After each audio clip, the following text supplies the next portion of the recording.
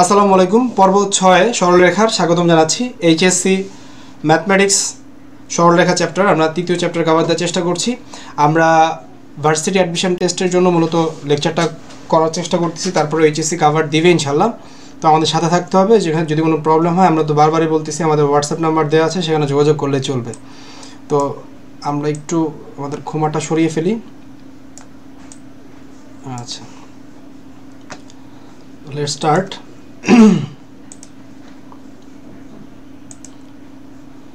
আচ্ছা, এবার আসা যাক ভরকেন্দ্র সংক্রান্ত সমস্যায়। তো ভরকেন্দ্র ব্যাপারটা কি সেটা যদি একটু বলি, যে তোমাকে যদি একটা ত্রিভুজের 3টা শীর্ষবিন্দু দিয়ে দেয়, কথা এ দিল, বি দিল, সি দিল। এর স্থানাঙ্ক হচ্ছে x1 y1, বি এর স্থানাঙ্ক হচ্ছে x2 y2, সি এর স্থানাঙ্ক হচ্ছে x3 y3।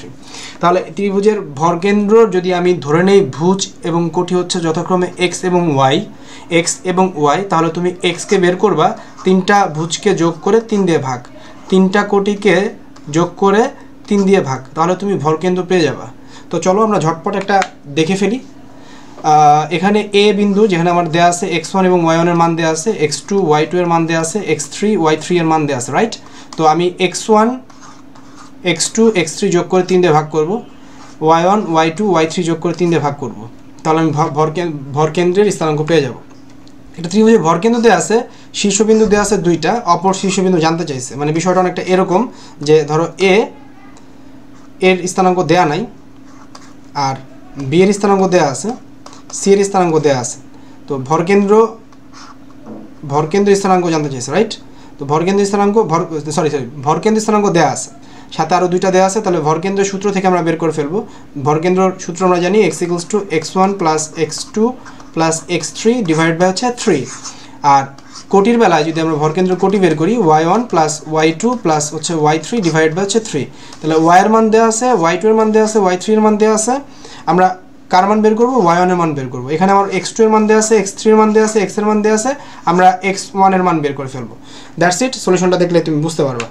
তো তোমাকে কয়েকটা প্র্যাকটিসের জন্য দেওয়া হয়েছে, কর্ডিয়ালি রিকোয়েস্ট থাকবে যেগুলো করে জমা করো 01572071272 এই নম্বরে হোয়াটসঅ্যাপ করে হোমওয়ার্ক জমা দাও। অন্তর্কেন্দ্র যদি 3টা বিন্দু স্থানাঙ্ক দেওয়া থাকে আগের মতোই x1 y1 x2 y2 x3 y3, তাহলে হচ্ছে আমরা অন্তর্কেন্দ্র বের করব হচ্ছে a x1 + b x2 + c x3 divide by a + b + c, এবং y বের করব কিভাবে? a x1 b y2 c y3 যোগ করব প্লাস হচ্ছে a + b + c। একটু বলে রাখি যে একটা ত্রিভুজ যদি হয় এরকম a b c, তাহলে এই ত্রিভুজের a বাহু হচ্ছে a কোণের বিপরীতটা, এবং c বাহু কোণটা c কোণের বিপরীতটা, b বাহু কোণটা b কোণের বিপরীতটা। তার মানে হচ্ছে এ বি সি, আমরা small a small b small c কোণটা চিনে ফেলেছি। আমরা এই যে বলেছি এ হচ্ছে বিসি এর দৈর্ঘ্য, বি হচ্ছে সি এর দৈর্ঘ্য, এবং সি হচ্ছে এ বি এর দৈর্ঘ্য। যদি আমাকে পরিবেশার্ধ বের করতে বলে, পরিবেশার্ধ যদি আমরা আর বলি, তাহলে হচ্ছে এ বি সি কে গুণ করব এবং ভাগ করব 4 × ত্রিভুজের ক্ষেত্রফল।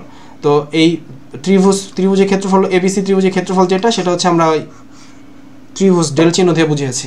তাহলে পরিবেশার্ধ আর এর মান বের করতে পারবো, আমরা অন্তকেন্দ্রের মান বের করতে পারবো। তাহলে একটু দেখো, আমরা একটা উদাহরণে যাই।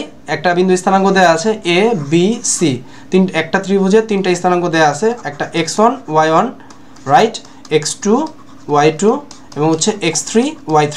এভাবে আমরা উপরে লিখে নিব। দেন হচ্ছে আমরা আগে স্মল a বের করব। স্মল a বলতে কি? bc এর দৈর্ঘ্য, রাইট, যেখানে বের করে দেওয়া হয়েছে।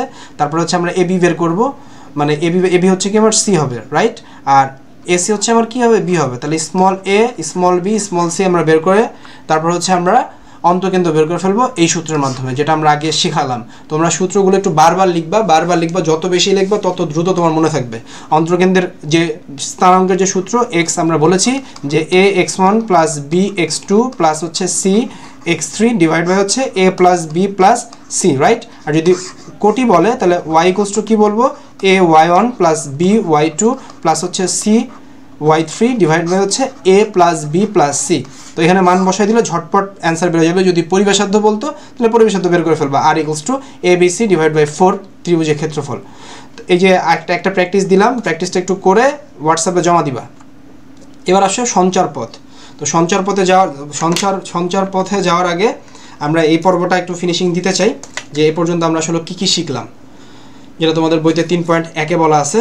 আমরা একটু আমাদের স্লাইডটা স্কিপ করি।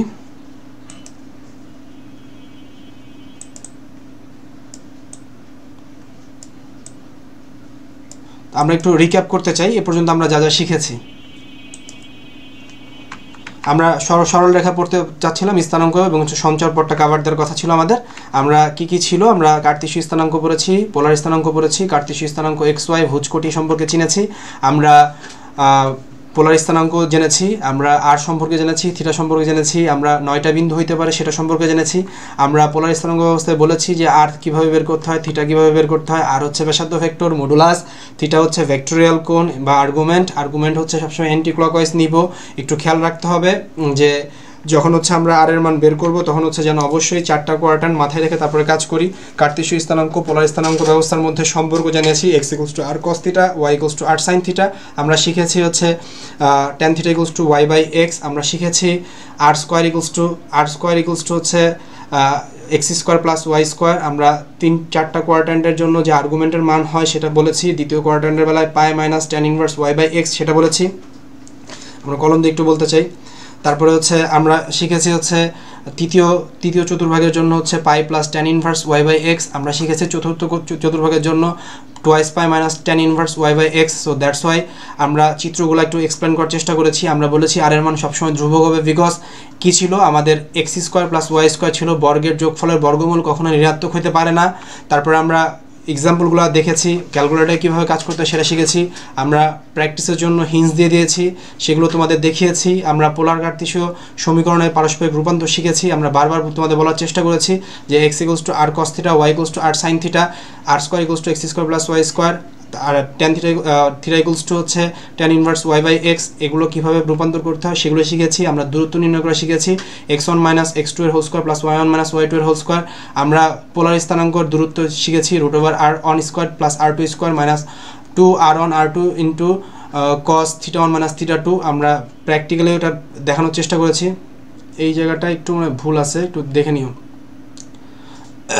তারপরে হচ্ছে আমরা বলার চেষ্টা করেছি, কিছু এক্সাম্পল বলেছি। কিছু এক্সাম্পল দেখানোর পরে আমরা চলে গিয়েছিলাম হচ্ছে চতুর্ভুজের বেলায়, চতুর্ভুজের প্রকৃতির বেলায় বলেছি, চতুর্ভুজ কীভাবে প্রকৃতি নির্ণয় করতে হয় সেটা বলেছি। আমরা অন্তর্বিভক্তকরণ বহির্বিভক্তকরণ শিখেছি, কয়েকটা ক্যাটাগরিতে আমরা ম্যাথ দেখেছি। আমরা বলেছিলাম যে x1 x2 m1 m2 লিখে নিবা, y1 y2 m1 m2 লিখে তারপর স্থানাঙ্ক বের করবা, বহির্বিভক্তের সময় জাস্ট মাইনাস হবে সেটা বলেছি। আমরা কতগুলো এক্সাম্পল দিয়েছি সেগুলো তোমাদের প্র্যাকটিস করতে বলেছি। এক্স অক্ষ থেকে এবং ওয়াই অক্ষে কতটুকু বিভক্ত করে তার অনুপাত বের করার সূত্র শিখেছি। এক্স অক্ষ হচ্ছে y1/y2, ওয়াই অক্ষ হচ্ছে x1/x2। তারপরে আমরা কতগুলো প্র্যাকটিসের কথা বলেছি, ক্যাটাগরি সিতে কিছু কথা বলেছি যে যদি সরল রেখা হয় তাহলে হচ্ছে m1/m2 = ax1 + by1 + c, ax2 + by2 + c। তারপরে হচ্ছে আমরা কতগুলো অঙ্ক করিয়েছি, শীর্ষবিন্দু নির্ণয়ের ট্রিক্স শিখিয়েছি। বলেছি প্রথম এবং তৃতীয় বিন্দুর ভুজ যোগ মাইনাস হচ্ছে দ্বিতীয় বিন্দুর ভুজ। কোটি নির্ণয় বেলা হচ্ছে প্রথম এবং তৃতীয় বিন্দুর কোটি মাইনাস হচ্ছে দ্বিতীয় বিন্দুর কোটি। এগুলো বলার পর আমরা কিছু প্র্যাকটিস দেখিয়েছি। ত্রিভুজের ক্ষেত্রফল নির্ণয় করা শিখিয়েছি, চতুর্ভুজের ক্ষেত্রফল নির্ণয় করা শিখিয়েছি। তারপর হচ্ছে চতুর্ভুজ কোন প্রকৃতির হতে পারে সেগুলো সম্পর্কে বলেছি। তারপর হচ্ছে একই যদি বলে সমরেখ, যদি 3টা বিন্দু স্থানাঙ্ক দিয়ে গঠিত ত্রিভুজের ক্ষেত্রফল 0 হয় তাহলে হচ্ছে সমরেখ হবে। চতুর্ভুজের বেলায় হচ্ছে সেম কথা, যদি ক্ষেত্রফল 0 হয় তাহলে সমরেখ হবে। সেগুলোর কিছু উদাহরণ দেখিয়েছি। কোর কিছু জায়গা শিখেছি, ভারকেন্দ্র স্থানাঙ্ক শিখালাম, x1 + x2 + y, x1 x2 আমরা ভরকেন্দ্র স্থানাঙ্ক শিখেছি, x = x1 + x2 + x3/3, y = y1 + y2 + y3/3। তারপর আমরা অন্তকেন্দ্র শিখেছি, পরিবেশাধ্য নির্ণয় করা শিখেছি। এ পর্যন্ত শিখে এটা হচ্ছে আমাদের বইয়ে পার্ট 1-এ আছে। এর পরবর্তী লেকচারে আমরা দেখব হচ্ছে সঞ্চার পথ। তার আগে এই লেকচারটার জন্য একটু বিরতি নিতে চাই, পরবর্তী পর্ব দেখার জন্য অনুরোধ করছি। তোমরা বারবার একটু প্র্যাকটিস করো, বারবার প্র্যাকটিস করলেই তোমরা এগুলো পারবা। এটা আহামরি কোনো জায়গা না। যারা খুব লো লেভেলে আসো, যে এখনও পড়াশোনা করি নাই বা 2টা বছর পড়ি নাই, তাদের জন্য বলবো যে তোমরা আমাদের এই লেকচারগুলো দেখে বারবার নোট করো। আমরাই হইতে হবে তোমাদের সর্বোচ্চ সহায়ক। ধন্যবাদ সবাইকে, ভালো থাকবে। আসসালামু আলাইকুম।